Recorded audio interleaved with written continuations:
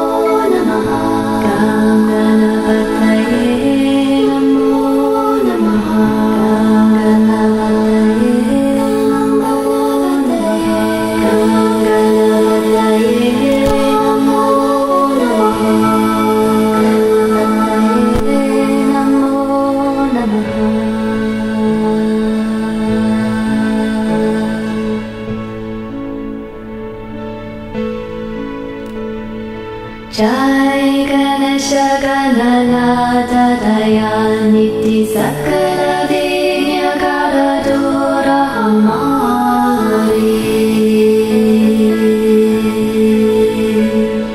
Jai Ganesha Gananatadayani Sakala Vinyagadadura Hamari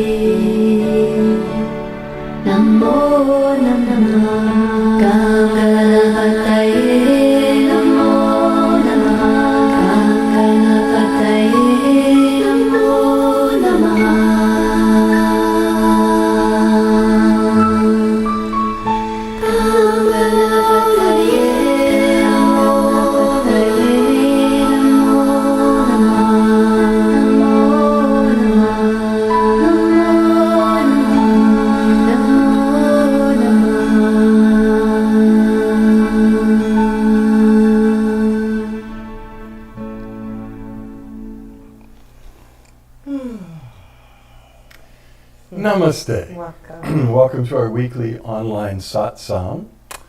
Satsang being a Sanskrit word that means community of truth.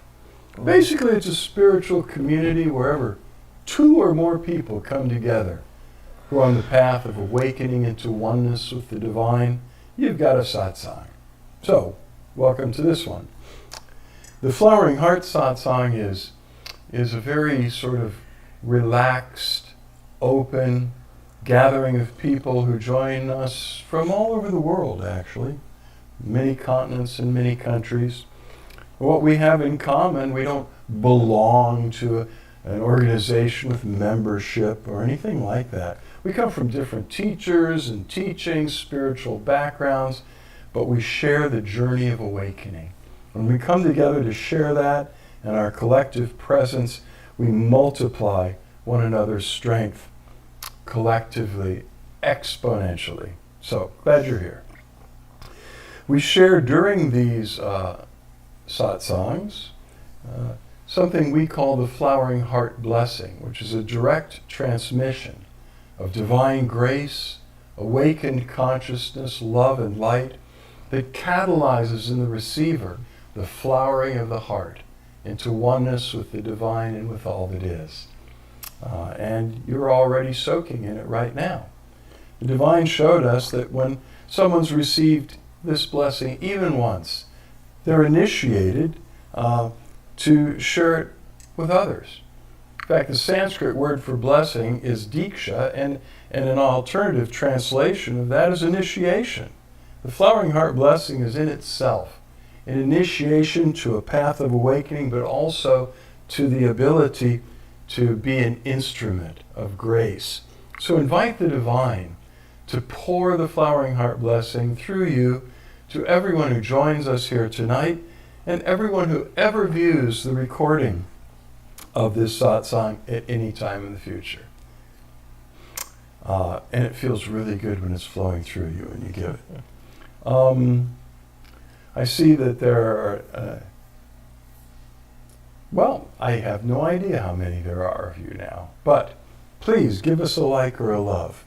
give us a heart or a thumbs up or whichever emoji you think is appropriate. Then we can go in at the end and see who came along, and we send you extra blessings and hugs. Tomorrow is a very important day in the United States of America, where this country will be electing the next president of the United States. We're really at a pivoting point in this country, so pray that people's hearts are really open to hear and to be moved by the guidance of the Divine Presence. And we trust. Anything else we need to announce? Don't think so. Well, okay then. What we'd like to do is open it to questions and answers on the spiritual journey, or other comments that you might like to share with the group. But particularly look inside and ask if there's a question you might ask about something you'd like more light, more clarity on from your own spiritual journey, your own spiritual practice, your experience of life. Could be anything really about spirituality. And it seems to nudge the divine every time to give Suzanne and me inspiration and grace to pass on to you, which helps all of us. Because while our journeys are unique and different, they follow certain parallels. And we all encounter certain challenges along the way. So whatever you ask, it'll help us all. In the meantime, I'm going to share some quotes from a website called inspiringquotes.com. And there's a group of authors who shared timely, relevant little articles and lists of quotes from illumined and influential people throughout history. This article that we're going to be reading tonight, and the quotes are from Nicole Villanova, a writer, a thrift store lover, and a group chat meme spammer based in Ontario, Canada. So thank you for this, Nicole. I was drawn to this a couple weeks ago, and it just keeps coming back, so I'm going to read it. It's healing quotes for when you're feeling burned out. And here's what she has to say. We've all felt burned out, exhausted, overwhelmed, and worn out at one time or another. While burnout is often described as a result of being overworked at our jobs, it can also come from challenges in our personal lives, a lack of support, and everyday obligations that keep us endlessly busy. Burnout has become a prevalent state of physical and emotional exhaustion in our always-on society.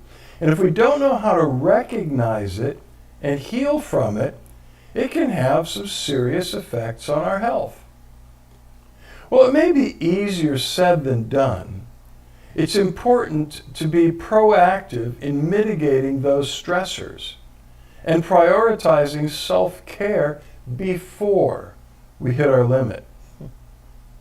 Burnout is a complex issue, but by taking time for rest, reframing expectations on ourselves, setting boundaries, and seeking support, we can work toward recharging and nourishing ourselves.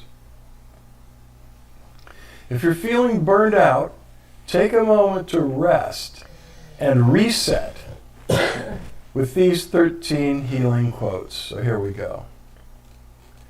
Almost everything will work again if you unplug it for a few minutes, including you. Anne Lamott, author. That's a good one. Burnout is nature's way of telling you you've been going through the motions, but your soul has departed. Sam Keen, author. I have a theory that burnout is about resentment, And you beat it by knowing what it is you're giving up that makes you resentful. Marissa Mayer, businesswoman. Burnout, like any difficult experience, is a great teacher. My question is, what is it trying to tell you? Rebecca Ray, psychologist. Your energy is currency. Spend it well. Invest it wisely. Adrian Bosch, entrepreneur. Burnout often has as much boredom in it as exhaustion. Ingrid Vitale, designer and author. Our society places so much value on busyness and productivity that it creates unsafe environments for people to claim their burnout and move towards recovery. Kate Steiner, burnout recovery coach. You can do anything, but not everything. David Allen, author. It's amazing how many authors are experts on burnout.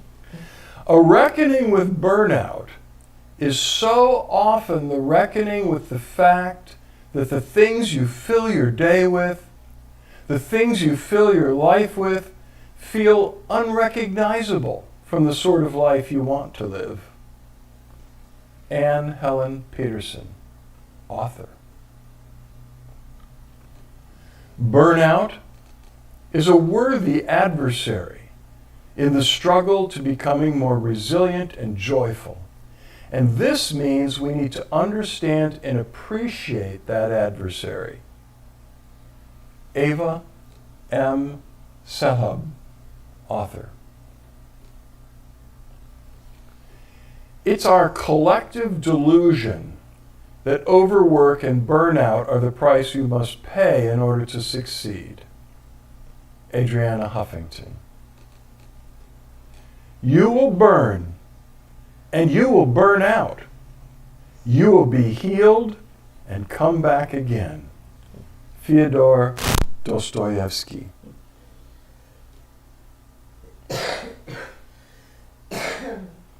Take rest. A field that has rested gives a bountiful crop. Ovid, the Roman poet. I really like some of those. It's a sort of a different angle than we normally take, but burnout is a real thing, and we've experienced it. Yeah, I remember I went through a period of time where I was spending up to 18 hours a day in a half lotus in front of a laptop, communicating with people all over the world about the path of awakening into oneness and about divine union. But I mean, that only left 6 hours for everything else. I could wake up, sit up in bed, go into a half lotus, open my laptop, and just stay there. And I did that for a while. I was encouraged by the people around me to do it. And then one day, it was like, enough. There needs to be some recombobulation, some balance here. And I'm glad we listened. And Suzanne had her also share in all of that. So let's see what we got here.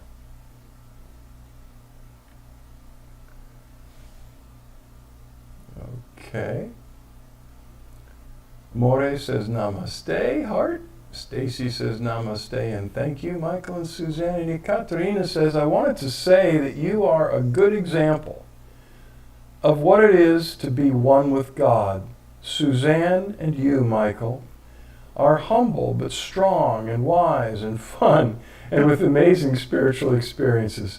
Thanks for what the beautiful teachings and love you give to us. And Laura went, recombobulation. Yes, it's a great word. It's a great word.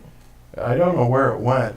We had a photo of, I think it was during the COVID thing. I don't know. No, it was taken in an airport. Yes, I know. Yeah. It was, anyway. Yeah. So, you know what it's like going through security in some airports, and, you know, you take off your shoes and you take off your belt, and if they could, they'd have you take everything off, and then you come out the other end of whatever you go through, and they decide it's okay, and you got a belt, and you got shoes, and you got a bag you carry, and all this stuff. And in this one airport, just outside of security, were all of these sort of benches, and the sign over the top said "Recombobulation Zone." We just cracked up. They're like, we need one of those at our house. Actually, we do. The meditation cushion and the bed. So, I'm not seeing any questions. Thank you very much, Ekaterina, for that. Very kind. And Laura is laughing out loud. Indeed. Okay. Well.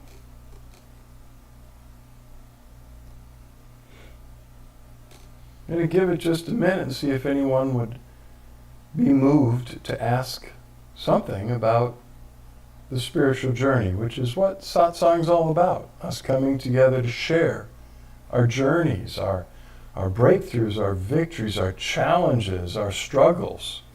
So that's what happens in the Satsang. We just shared some of ours with you. It's your turn.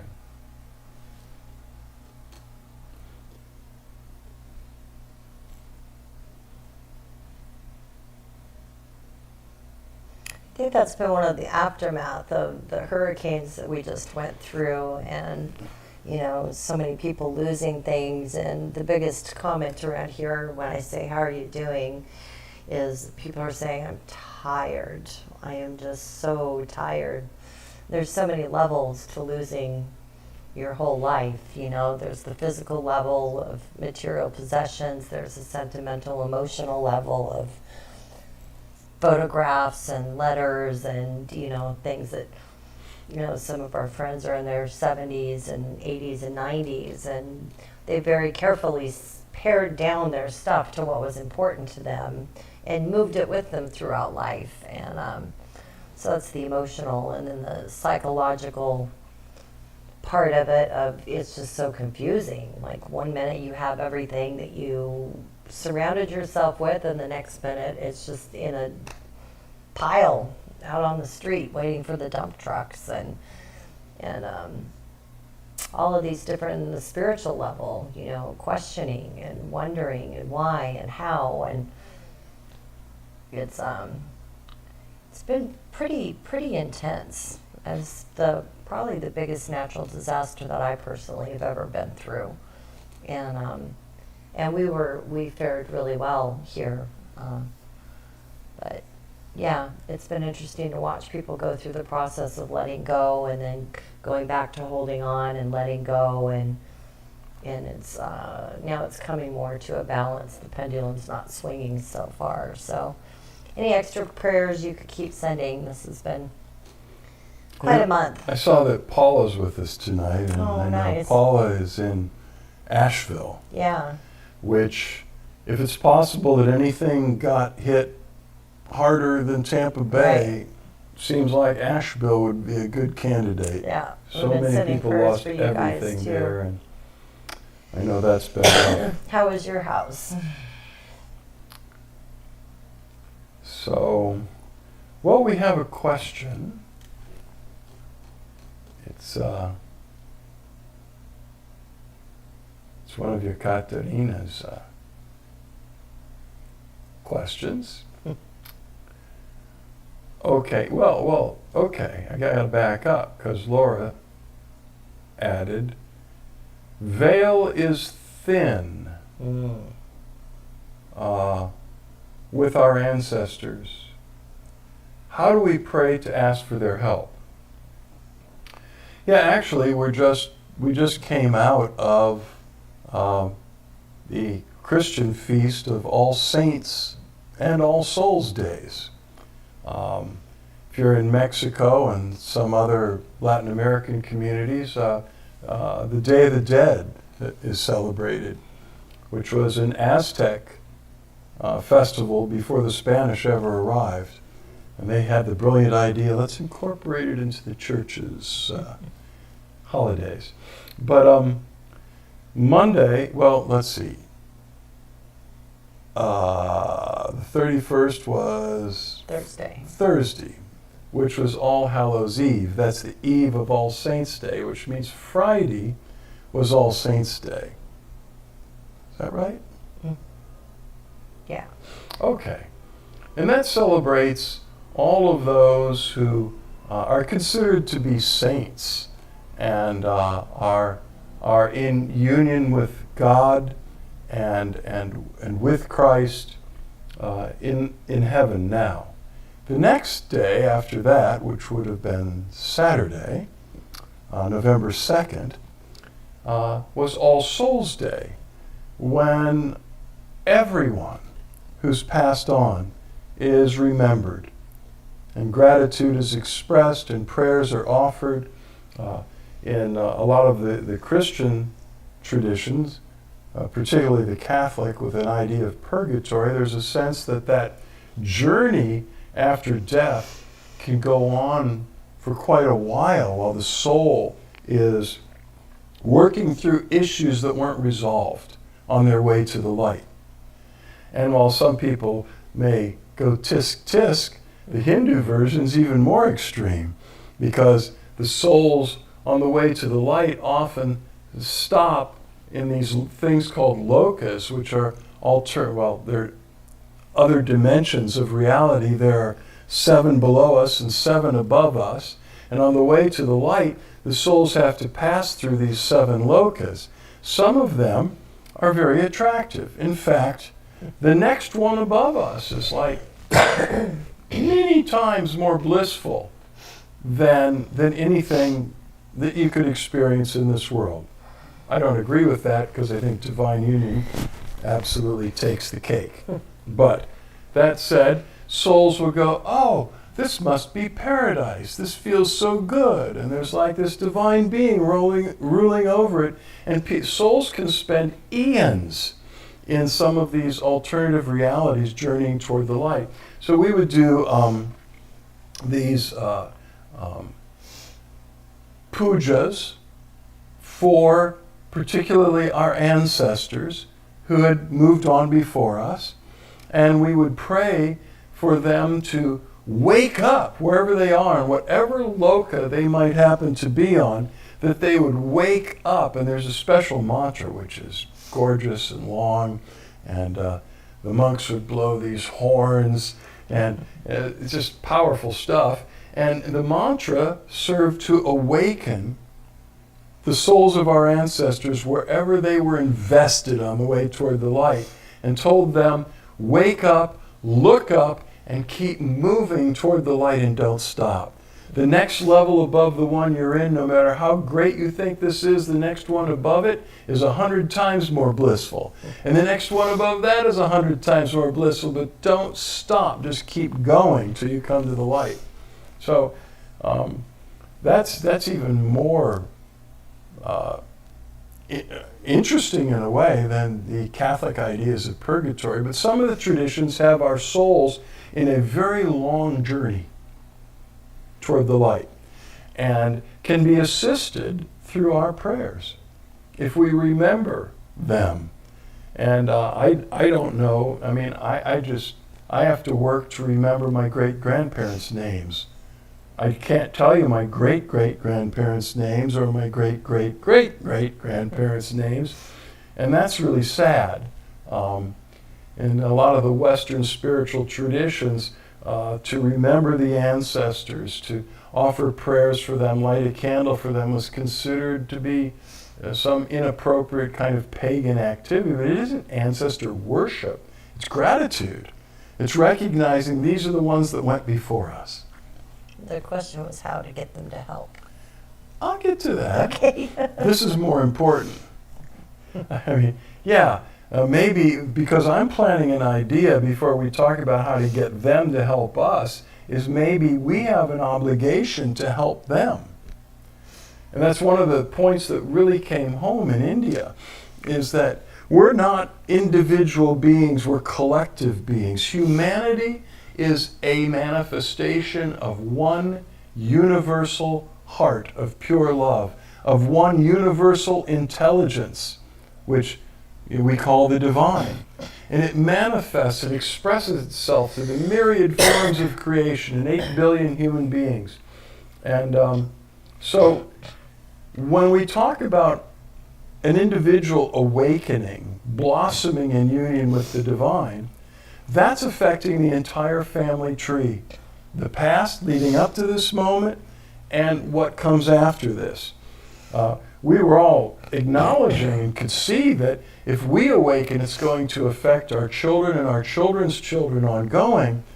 But many of us realized that we were working through and resolving the karma of our ancestors.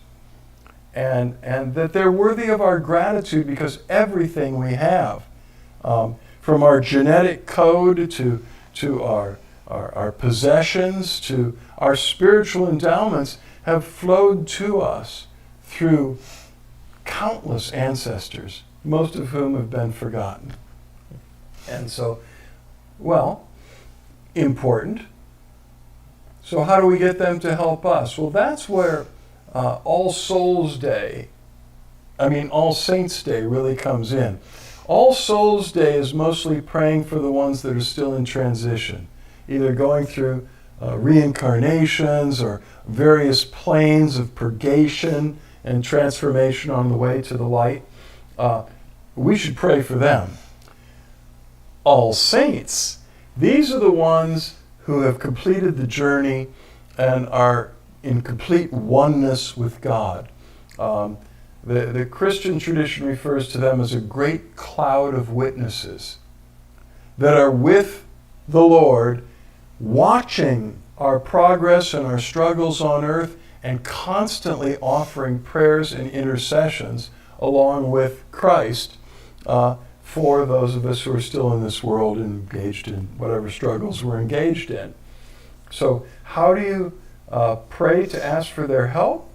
Just do that.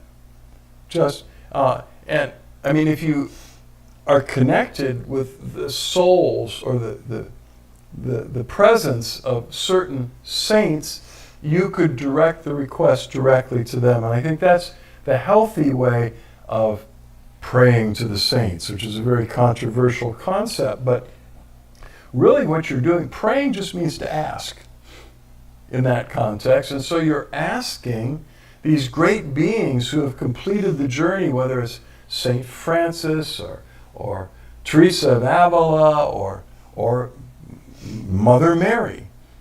And the rosary is just that, a repeating over and over again, asking for her to make intercession for you. So you can do that by calling on the name of a saint or the names of saints. And there are various liturgical prayers where that's written down and structured, but you can just do it spontaneously from your heart.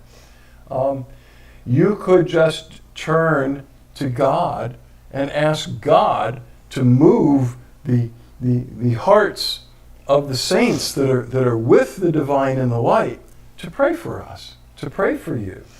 That's really simple. Don't overcomplicate it. Want to add to that? Anything? Just sometimes the big element that can get in the way is forgiving and seeking forgiveness for anything that we may have for forgetting them or disrespecting them or not spending enough time, or whoever you're communicating with in your prayer, to make sure that it's a clear space, by that there's no if there was something that they did in the past that you're still holding on to, you could offer them a prayer of forgiveness and forgive them. And same thing with you. Admit maybe you had some faults in the relationship and seek their forgiveness. It really does free up our energy and their energy, whatever level of reality they're on at this time. Some people have a hang-up about talking to the dead because there are scriptures about that. Without getting into that whole subject, if that's a matter of concern, then turn to the Lord and ask the Lord to communicate whatever you want to say to your mother or your father. Say, Lord, would you tell my father I forgive him and I love him?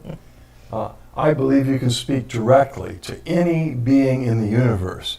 But I'm just saying there are ways around it if your particular tradition has put an impediment on that for you. Okay. Then Yekaterina writes, well, I have one. If the Father, Jesus, and the Mother, Holy Spirit, are one, why the Father is more important? Well, first of all, the Father isn't more important. And they're not three different beings or three gods. They are one being, one God, who communicates and interacts through three very different personalities, if you will. But nowhere does it say the Father's more important, though Jesus said, the Father and I are one. And if you've seen me, you've seen the Father, because it's the Father in me, living through me, that's doing all these miracles. I can't do anything by myself. And he told his disciples very clearly, don't pray to me. Pray to the Father. Direct your prayers to the Father, while the Father and I are one, the Father is greater than I am. But you also need to understand that was the human Jesus speaking in a human body and a human incarnation. You couldn't really say that the Father's more important than the Christ, the cosmic Christ, the eternal Christ. God is love. So the Father's like Brahma, the creator. But that creator is pure love. And so the one gave rise to the two so that there could be a dance of love. And that love is so complete, Christian theology says, that the love between them actually is a person itself, the mother, the nurturing, loving presence.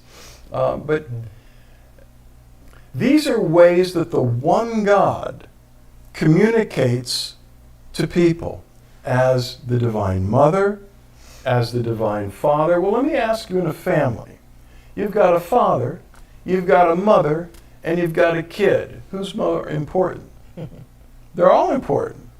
It's the divine family. So how do you get a father and a kid? You have to have a mother. And there's some traditions that would emphasize the mother and say that the mother is the most important aspect of the divine. It's all important. And it's all one. I mean, even in India, where there are like tens of millions of deities, India is often, people point at that one when you talk about, lots of gods. But if you study Vedic doctrine, you would see that there is one divine source, the Omkara. And from that infinite mystery emerges Brahma.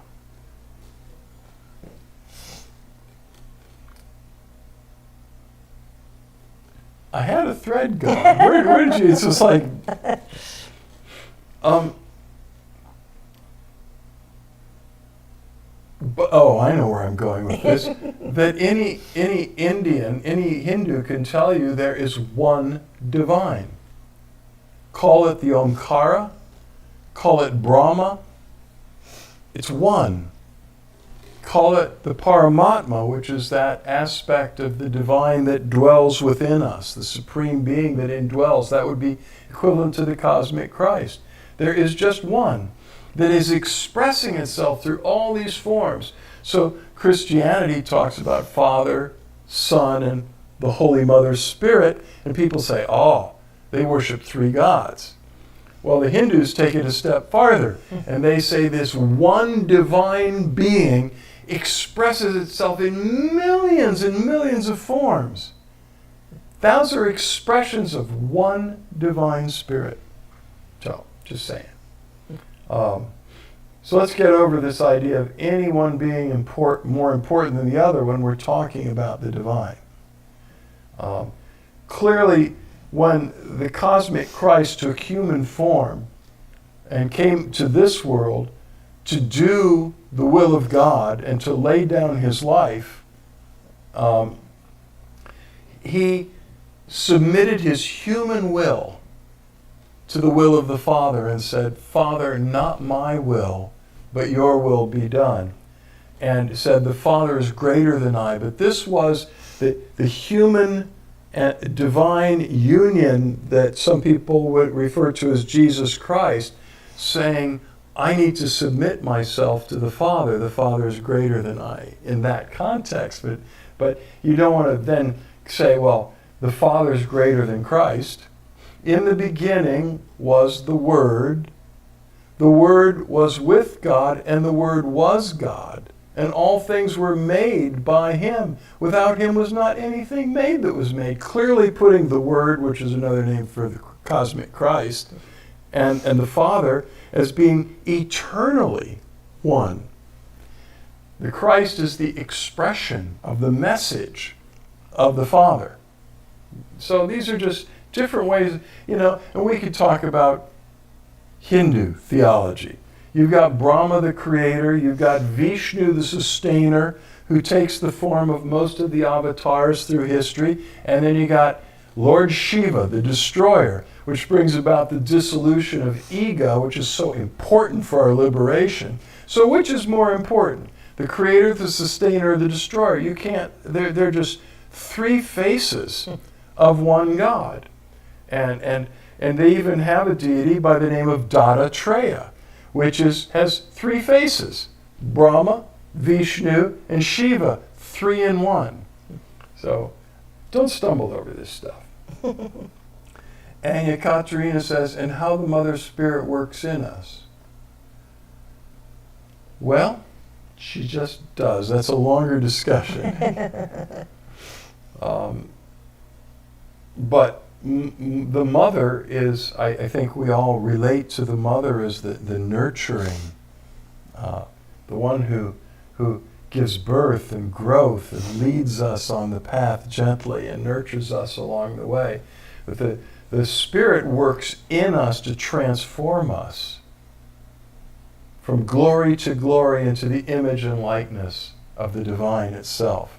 That's part of the job of the Holy Spirit, the Holy Mother Spirit. It's interesting too, because if you look at different religions like Taoism, the symbol of the Tao, it's yin and yang and that together. Mm-hmm. One and one make two, which becomes three. And like Michael mentioned, Brahma, Vishnu, and Shiva. And then there's a female trinity counterpart to each of them. To each of them. And so if you look around, there's a lot of trinities going around. And, a lot of trinities going around. When we did the book group on meditations on the tarot, it was just filled. I started just really highlighting all of these trinities. It was amazing how, as we went through the book, they just kept popping up everywhere. So in Hinduism, you've got, Brahma, Vishnu, and Shiva, but they all emerge from the Omkara, which is unknowable. Just total mystery. And the Tao Te Ching says that the mysterious Tao gives birth to the One. The One begot the Two begot the Three, and the Three is the mother of all things. That is such a parallel of the Christian concept of Trinity, but without putting it in religious terms. Right. More metaphysical. Okay, what else we got here? It's about time to move I on. know.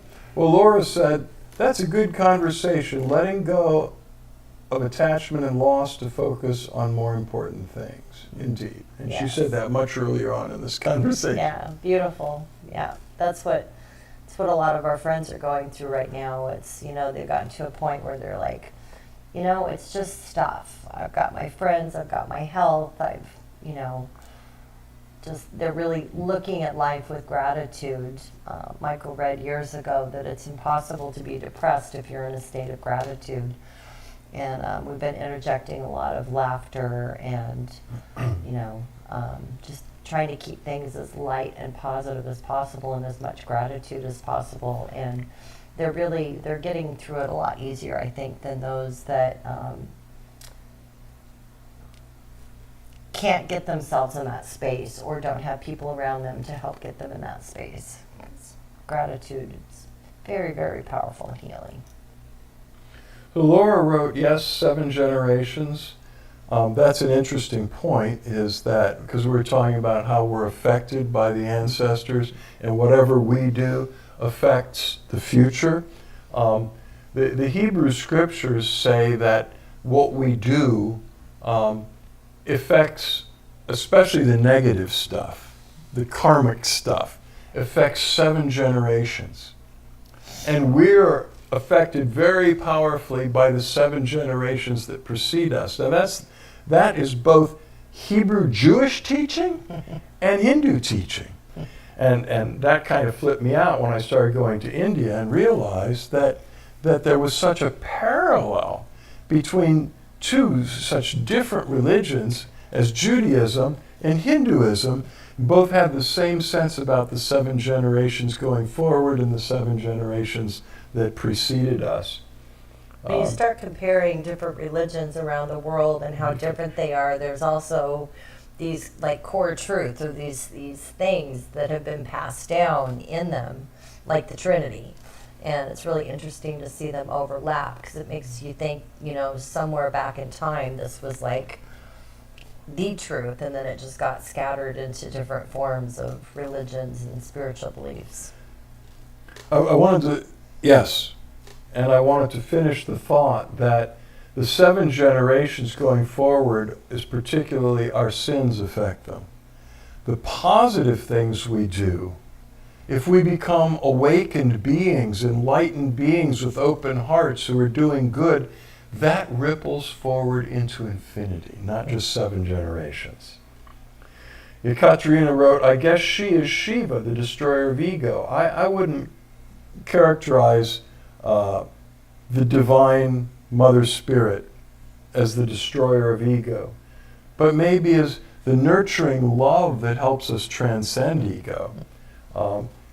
The feminine counterpart of Shiva is Kali, and she's scary. And in the end, she destroys Shiva and tramples him under her feet. So, yeah, no. To each their own. Yeah. And Laura said Native Americans, and I'm not sure what you're saying about them, but it's time to move on. Yeah. We got it tonight. Yeah, a fascinating discussion. Thank you for all of your contributions. Yes. And so what we'd like to invite you to do now is to close your eyes and open your heart to the presence. Invoke the divine presence in your heart.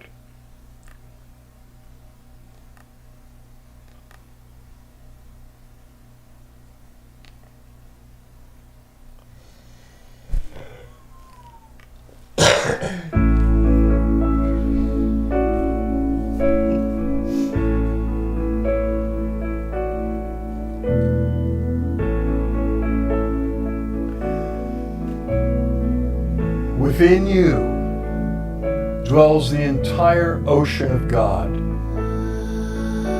That's what the mystic Rumi said. You're not a drop of the ocean, you're the entire ocean of God in a drop. The Godhead dwells in you in all of its fullness. The center of your being. It is pure, unconditional love. Here's where religion has failed so often in making us feel that there's a distance between us and the divine. In God you live and move and have your being. There is no separation. There is no distance. The divine loves you exactly as you are, unconditionally, and always will. Within you, this presence is the most powerful being in the universe, all wise, all knowing, all powerful, and all love. And it yearns deeply to free you from suffering, to dissolve the veil of illusion created in the mind that might cause us to feel separate from God, or distant from God, unloved by God. All of that is delusion. The divine wants to draw back the veil and let the light shine from the center of your being, illuminating your spirit with the light of your true essence, your true nature in oneness with God. That's awakening. It shines. It shines within you. Just receive it. Just allow it. The divine knows what you need and is all powerful and all wise and all loving and knows how to get it across to you. Just let go. And the divine will take you in its arms and draw you into oneness with itself. Just relax, let go, and receive. As your heart begins to flower, that light that's illuminating your spirit shines out into the layers of the mind and the emotions and all of the programming, dissolving all the bad stuff and replacing it with divinely inspired truth, ideas, plans. I call it clearing the mind field and rebuilding it with the light and the truth of the divine. And it shines out even further from the center into your physical body. The divine yearns to heal you of dis-ease and pain. Just receive. Drink it in, soak it up, breathe it in.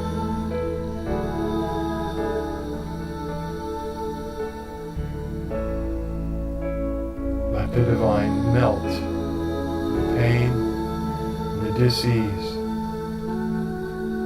flood you with divine life and health.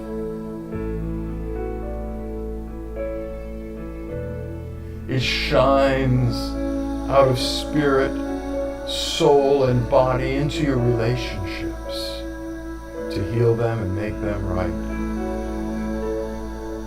To draw to you healthy, good relationships. It shines out through you and all of your relationships into the entire collective consciousness and out to infinity. You shine as a star of divine light. And this is all the doing of the presence. Just allow it, let go, and receive.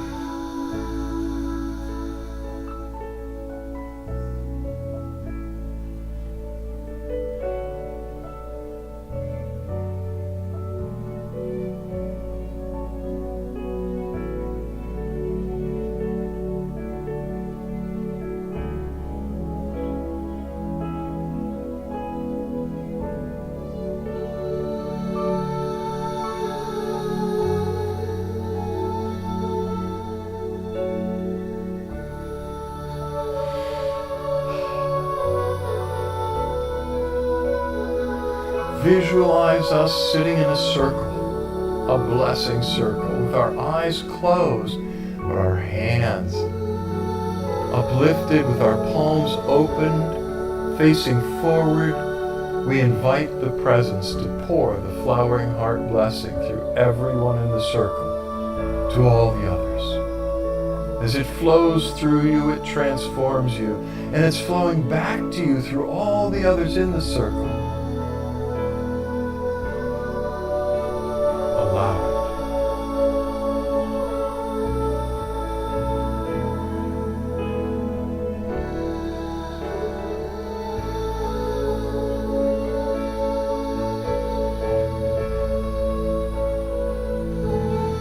Imagine in the center of our circle the beautiful, glowing, translucent, blue, living planet Earth. And all over the surface of the Earth are points of light that are the spirits of humans on the path of awakening and transformation. We ask the Divine Presence to pour the grace of awakening, of the flowering of the heart, into all of humanity on planet Earth. As those points of light grow brighter and brighter and begin to merge together into collective oneness that blankets the Earth in golden white light, bringing healing and transformation to all.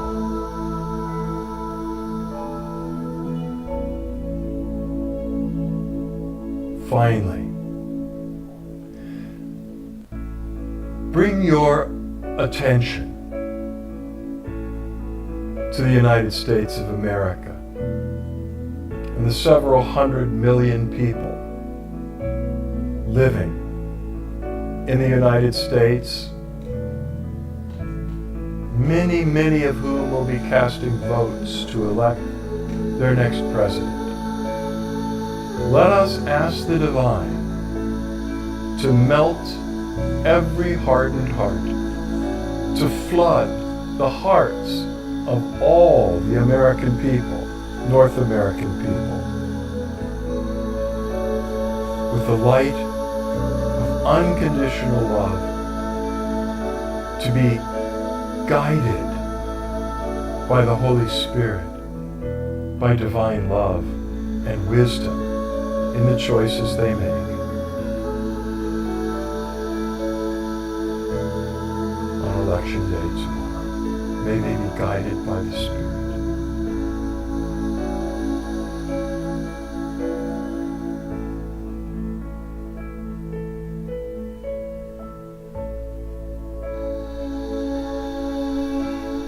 Om Shanti, Shanti, Shanti.